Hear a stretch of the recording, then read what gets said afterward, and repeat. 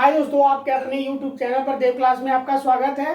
दोस्तों आज आप लोगों को हम बताएंगे संधारित्रों के प्रकार। अगले टॉपिक में आप लोगों को हम बताए हैं दोस्तों संधारित्र क्या होता है। ठीक है, आज आप लोगों को हम संधारित्रों के प्रकार बताएंगे। दोस्तों आप अगर संधारित्रों की धारिता नहीं निकालना जानते हैं, आप नहीं जानते हैं दोस्तों, तो प्लेलिस्ट में इसका वीडियो पड़ा हुआ है, जाकर आप प्लेलिस्ट में वीडियो देख लीजिएगा। ठीक है दोस्तों, आज आपका टॉपिक रहेगा संधारित्रों के प्रकार। संधारित्र कितने प्रकार के होते हैं? तो दोस्तों संधारित्र निम्नलिखित प्रकार के, आप कभी भी लिखिएगा कि निम्नलिखित प्रकार के होते हैं। आप उसमें से 3 या 4 4 या 5 प्रकार के होते हैं दोस्तों। जो उसमें जितने आपको पॉइंट याद होंगे उसमें से उतने याद करके नोट कर सकते हैं दोस्तों। अगर नोट कर देंगे कि 5 प्रकार के होते हैं तो 5 प्रकार आपको दिखाना होता है। लेकिन हम लोग यहाँ पर क्लास 12 में आप लोगों को 2 या 3 प्रकार के यूज करने होते हैं प्लेटों को। ठीक है दोस्तों, यहाँ पर हम बात करते हैं इसके प्रकार के बारे में, कितने प्रकार होते हैं। तो जो पहला होता है दोस्तों वो होता है समांतर।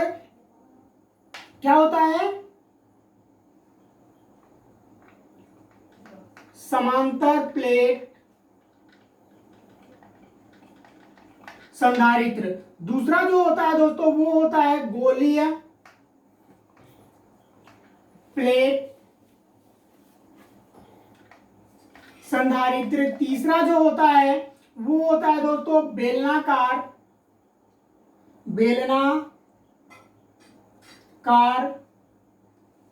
प्लेट संधारित्र। अगला जो होता है वो होता है दोस्तों आपका वैद्युत अपघट्य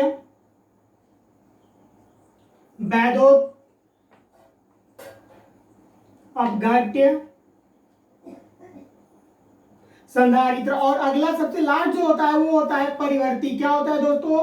परिवर्ती संधारित्र।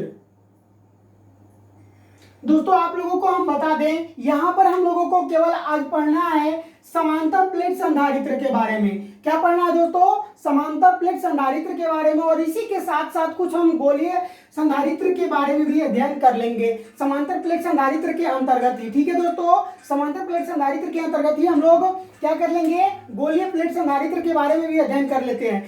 संधारित्र होता क्या चीज है? सबसे पहले तो हम लोग ये जान लेते हैं दोस्तों कि संधारित्र होता क्या चीज है। दोस्तों हम जब दो समांतर प्लेटों को आपस में किसी स्टैंड द्वारा, अलग अलग स्टैंडों द्वारा जब कस देते हैं, और कसने के बाद जब उसके ऊपर हम क्या करते हैं, आवेश प्रवाह करते हैं, आवेश देते हैं, तो एक प्लेट पर धन आवेश होता है तथा उसी से प्रेरण के द्वारा पहले प्लेट पर जो आवेश दिया जाता है या उपस्थित रहता है, तो उस पहले प्लेट के द्वारा प्रेरण होता है। और प्रेरण की क्रियाविधि के द्वारा दूसरा प्लेट भी क्या हो जाता है, आवेश युक्त हो जाता है। तो उसके अंदर का जो भाग होता है वो ऋणावेशित होता है तथा बाहरी भाग में धनावेशित उत्पन्न हो जाते हैं। यानी कि उसके बाहरी भाग में, बाहरी पृष्ठ पर धनावेशित उत्पन्न हो जाते हैं। यदि बाहरी भाग को हम किसी पृथ्वी की सहायता से जोड़ देते हैं तो जोड़ने के पश्चात दोस्तों वहां पर जो धनावेश होता है वो पृथ्वी के अंदर चला जाता है। इस बात को आपको हम समझा चुके हैं कहां पर, संधारित्रों की धारिता में। ठीक है दोस्तों,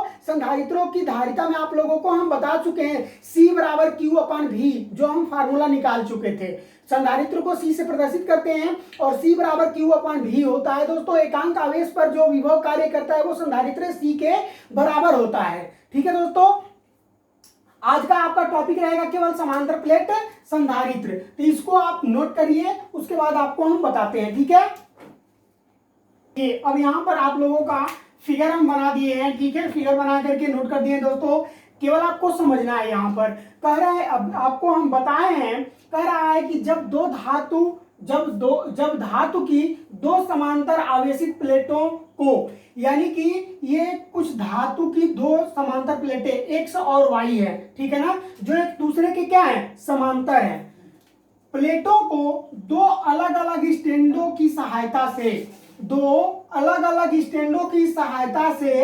क्या कर देते हैं दोस्तों, एक दूसरे से कुछ दूरी पर परस्पर जोड़ देते हैं। दोस्तों इसे कुछ दूरी पर हम मान लेते हैं, यहां से इसकी डिस्टेंस जो है स्मॉल d है, कुछ दूरी पर हम लोग जोड़ देते हैं। तो ऐसे प्राप्त संधारित्र को समांतर प्लेट संधारित्र कहते हैं। दोस्तों आपको हम बता दें कि जब दो समांतर प्लेट संधारित्र को आपस में जोड़ा जाता है स्टैंड की सहायता से, तो उस पर दो प्रकार के आवेश उत्पन्न होते हैं। देखिए दोस्तों, एक जो है प्लेट प्लस क्यू आवेशित है और एक जो है वो माइनस क्यू आवेशित है। लेकिन दोस्तों आपसे हम बता दें कि ये प्लस क्यू आवेश जो है वो इस दूसरे वाले प्लेट को यानी वाई प्लेट को ये कैसे आवेशित कर रहा है। तो दोस्तों इसमें एक क्रिया होती है। कौन सी क्रिया होती है? तो प्रेरण की। आपको हम बताए हैं दोस्तों, प्रेरण की क्रिया द्वारा यह दूसरा वाला प्लेट भी आवेशित हो जाता है। तो जाहिर सी बात है, जब एक धन आवेशित होगा दूसरा हमारा क्या होगा? ऋण आवेशित होगा, और इसके बाहरी जो सतह है उसके ऊपर फिर से धन आवेशित प्राप्त होगा। ठीक है दोस्तों, लेकिन जब इसको हम पृथ्वी की सहायता से क्या करते हैं? संपर्क में रख देते हैं या जोड़ देते हैं किसी वायर के माध्यम से, तो ये जो धन आवेशित होता है वो कहाँ चला जाता है? इस पृथ्वी के अंदर चला जाता है। कहाँ चला जाता है दोस्तों? अंदर चला जाता है। तो इस प्रकार के ही संधारित्र को हम क्या कहते हैं? समांतर प्लेट संधारित्र कहते हैं। ठीक है दोस्तों, समझ में आया आपको? इस प्रकार के संधारित्र को ही समांतर प्लेट संधारित्र के नाम से जानते हैं। ठीक है दोस्तों, अब इसका हम क्या करेंगे? परिकलन करेंगे। इसके सूत्र का हम स्थापना करेंगे कि इसका सूत्र का निगमन हम कैसे करेंगे। ठीक है, इसको आप नोट कर लीजिए, इस या स्क्रीनशॉट कर लीजिए, आपको हम बताते हैं। फिर देखिए, अब यहाँ पर समांतर प्लेट संधारित्र का हम व्यंजक कैसे प्राप्त करेंगे। ठीक है दोस्तों, तो देखिए, व्यंजक प्राप्त करने से पहले कह रहा है कि माना एक समांतर प्लेट संधारित्र दो समांतर प्लेटों x तथा y से मिलकर बना है। मतलब कहने का मेरा यह दोस्तों है कि इस पूरे संधारित्र को केवल हम एक मानते हैं, समांतर प्लेट संधारित्र मानते हैं, लेकिन इसमें दो आपके क्या है? प्लेट उपस्थित हैं। क्या है दोस्तों? दो प्लेट, एक x है और एक y है। ये x प्लेट है और ये y प्लेट है, से मिल करके यह एक प्रकार का संधारित्र बना है। तथा माध्यम का परावैद्युतांक, यानी इन दोनों प्लेटों के जो बीच का परावैद्युतांक है वो क्या है दोस्तों? K है। कितना है? तो वो K है। दोनों के मध्यम का परावैद्युतांक K है। तब X प्लेट को प्लस Q आवेश दिया जाए तथा Y को पृथ्वी से जोड़ दिया जाए, यानी कि X जो प्लेट है इसको प्लस Q आवेश हम देते हैं दोस्तों, और दूसरे वाले Y प्लेट को हम पृथ्वी से जोड़ देते हैं। तब जोड़ दिया जाए तब प्लेटों पर पृष्ठीय आवेश घनत्व प्राप्त हो जाता है। ठीक है दोस्तों, जब हम X प्लेट को प्लस Q आवेश देते हैं और Y प्लेट को हम पृथ्वी से जोड़ देते हैं, तो क्या उत्पन्न हो जाता है दोस्तों? पृष्ठीय आवेश घनत्व उत्पन्न हो जाता है, प्लस सिग्मा और माइनस सिग्मा उत्पन्न हो जाता है। ठीक है दोस्तों, इस पूरे संधारित्र का जो अनुप्रस्थ क्षेत्रफल है वो कितना है? A है।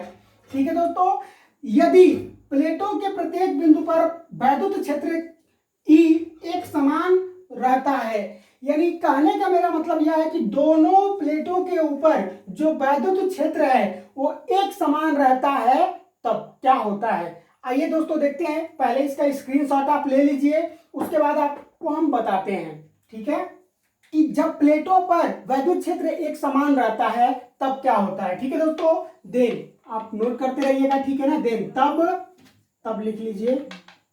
तब यहां पर तब प्लेटों के बीच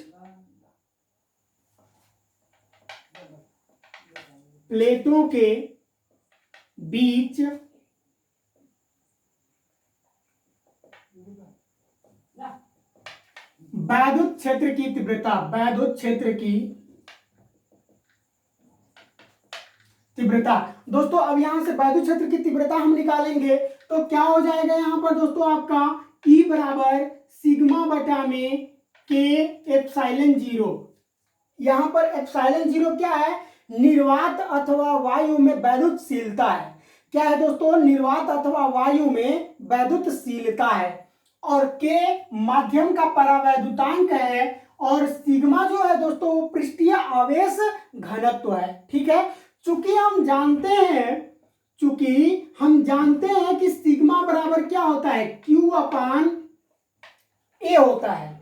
यानी कि एकांक आवेश पर लगने वाला जो क्षेत्रफल होता है दोस्तों, कार्य करने वाला जो क्षेत्रफल होता है या एकांक क्षेत्रफल पर कार्य करने वाला जो आवेश होता है वो पृष्ठीय आवेश घनत्व के क्या होता है, बराबर होता है। क्या होता है दोस्तों, समानुपाती होता है। ठीक है ना।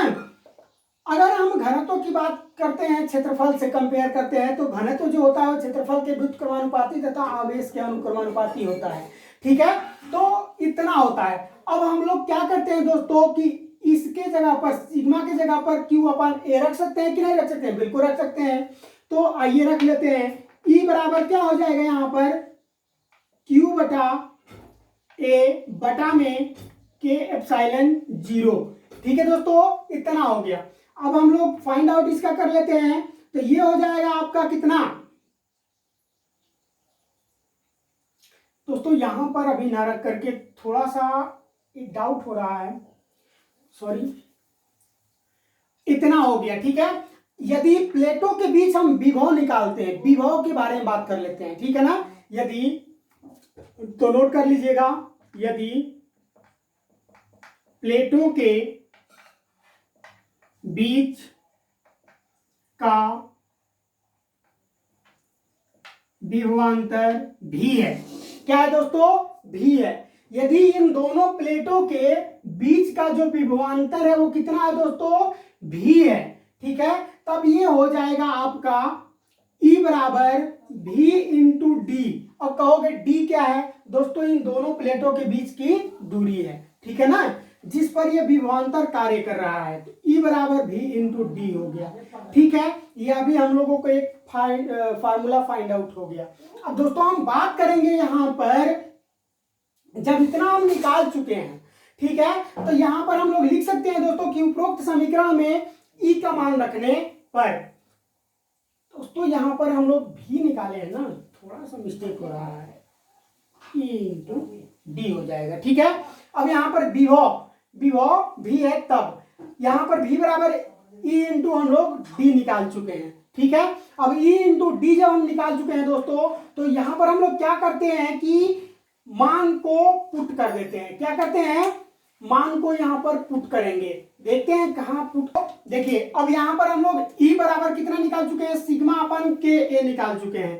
तो रख दिया जाए यहां पर भी बराबर E के जगह पर क्या रखेंगे दोस्तों, सिग्मा अपन के एप्सिलॉन 0 ए इंटू डी हो जाएगा। तो यहां पर ये क्या हो जाएगा दोस्तों, सिग्मा डी बटा में के एप्सिलॉन 0। कितना हो गया, सिग्मा डी बटा में के एप्सिलॉन 0 हो गया। ठीक है दोस्तों, अब यहां से हम लोग जब इतना निकाल चुके हैं तो यहां पर नोट करेंगे दोस्तों कि पृष्ठीय आवेश घनत्व का मान। अब पृष्ठीय आवेश घनत्व का हम क्या निकालेंगे, मान निकालेंगे। तो नोट कर लीजिए, पृष्ठीय आवेश घनत्व का मान। अब पृष्ठीय आवेश घनत्व का मान रखने पर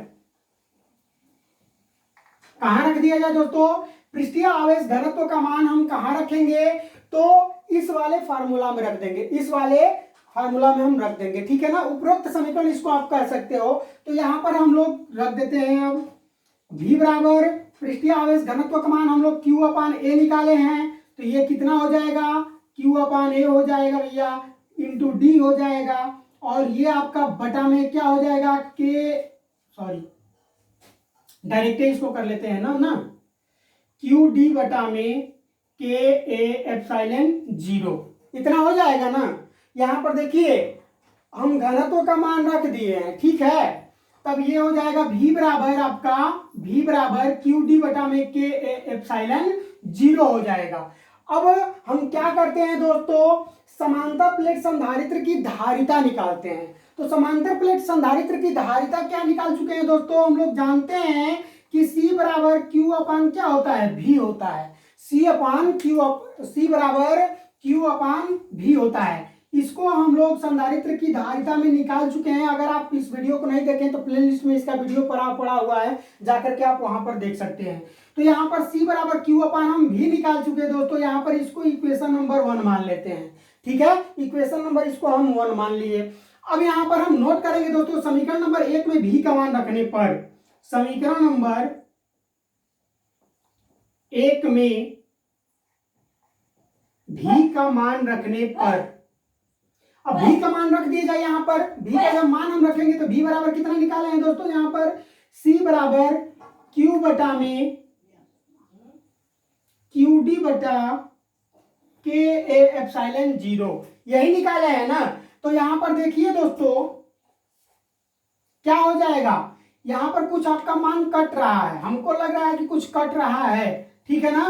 तो क्या कट रहा है, Q से Q कैंसिल हो रहा है। अब आपका क्या हो जाएगा, C बराबर ये चला जाएगा ऊपर, तो मान आपका क्या हो जाएगा यहां पर दोस्तों, K एप्सिलॉन 0 A बटा में आपका क्या हो जाएगा, D हो जाएगा। कितना हो जाएगा दोस्तों, D हो जाएगा, ठीक है ना।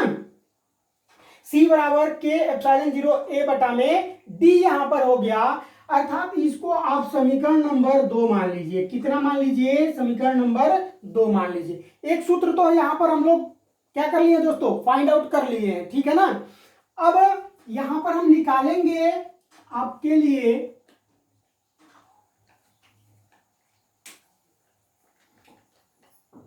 थोड़ा सा, आप ध्यान दीजिएगा, यहां से हम सॉल्व करते जा रहे हैं, फिर ये लिखे हैं, उसके बाद ये लिखे हैं, ठीक है ना, ऐसे करके। अब यहां पर हम लिखेंगे दोस्तों, नोट करते रहिएगा आप लोग, यदि परावैद्युतांक का मान 1 कर दिया जाए, के बराबर 1 कर दिया जाए, तो क्या हो जाएगा दोस्तों यहां पर, यदि हम वायु या निर्वात में के बराबर क्या मान लेते हैं, 1 मान लेते हैं, ये इस परावैद्युतांक का जो मान है दोस्तों क्या मान लेते हैं, 1 मान लेते हैं। तो जब 1 मान लेंगे के बराबर, तब ये कितना हो जाएगा, C बराबर एप्सिलॉन 0 A बटा में D हो जाएगा।